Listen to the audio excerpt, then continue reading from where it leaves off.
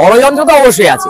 ষড়যন্ত্র না থাকলে হঠাৎ করে কেন এরকম ভাবে বিশ্ব হিন্দু পরিষদের নামে স্টল করতে দেওয়া হবে না? সম্প্রতি শেষ হলো কলকাতা বইমেলা। স্টল বিতর্কে জেরবার এবারের বইমেলায় শেষমেশ নিজেদের মুখপত্র বিশ্ব হিন্দু বার্তার নামে স্টল পেয়েছিল বিশ্ব হিন্দু পরিষদ।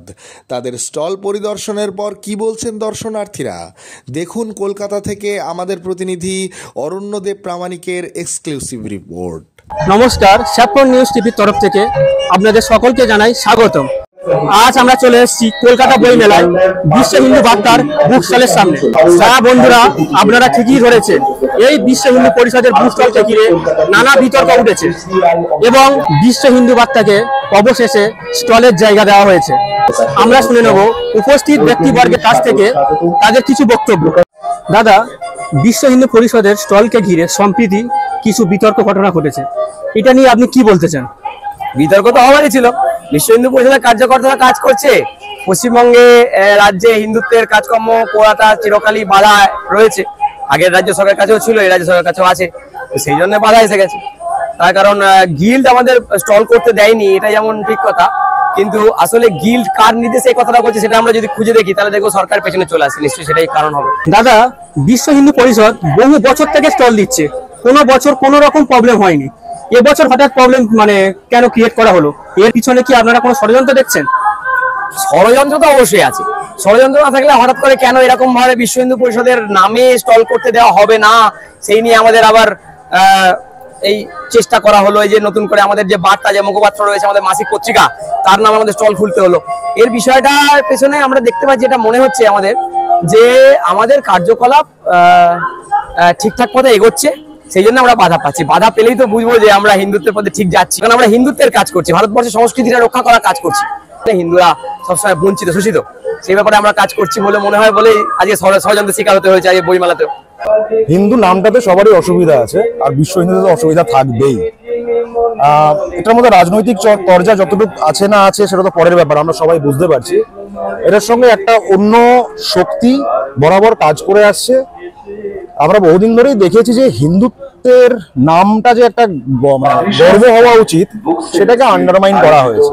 হিন্দু কথাটার মানেই যেন আমরা কিছু অন্য, আমরা বাইরের কিছু। আমাদের সেই গর্ববোধটাকে আগে বামপন্থীরা শেষ করেছে, বামপন্থী ইতিহাস দ্বারা শেষ হয়েছি।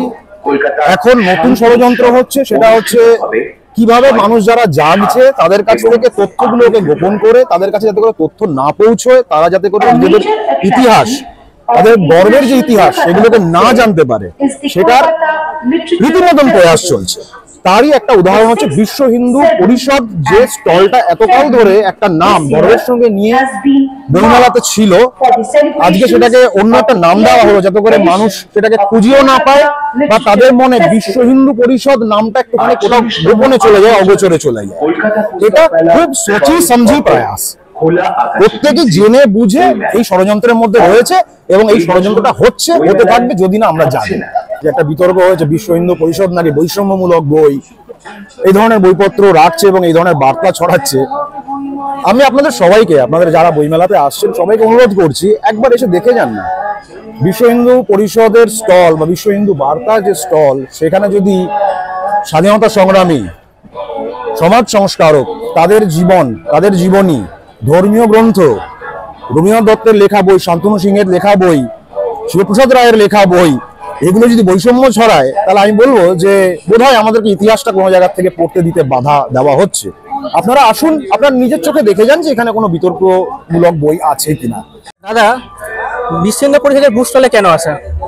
বিশ্ব হিন্দু পরিষদের বুক স্টলে এই জন্য আসা, এটা হচ্ছে একটা হিন্দুত্ববাদী সংগঠনের একটা স্টল, যেখানে সারা বিশ্বের হিন্দুদের সমস্ত জ্ঞান, যেগুলো আমাদের মুছে গেছে, যেগুলো আমরা ভুলে গেছি, ভুলতে বসেছি, এবং বিভিন্ন রাজনৈতিক চাপে বলুন, যাই বলুন, আমাদের ভুলিয়ে দেওয়া হয়েছে, সেইখানে এখানে আসলে আমরা পাবো সেই বইগুলো, যে বইগুলো থেকে আমরা আরো জ্ঞান অর্জন করতে পারবো, আরো অন্য রকমভাবে জানতে পারবো আমাদের হিন্দুত্ববাদীদের। আমরা যখন অন্য কোনো সংগঠন বা অন্য কোনো বিধর্মীরা আমাদের প্রশ্ন করে, যে এই হিন্দু কেন করবো, হিন্দুত্ব কেন থাকবো, সেখানে আমরা এই বিশ্ব হিন্দু পরিষদের অনেক কথা আছে যেগুলো আমরা জানতে পারি, যেগুলোর মাধ্যমে আমরা বোঝাতে পারবো যে এই জন্য হিন্দুত্ব সনাতন আদি অনন্ত, এর কোনো বিরোধ নেই, এর মানে উত্থান নেই পতন নেই, উত্থান হয়েছে কিন্তু পতন নেই, এর কবে উত্থান হয়েছে কেউ জানে না, সেই জন্য বিশ্ব এইসব বইগুলো পাওয়া যায়, সেই জন্য আসে।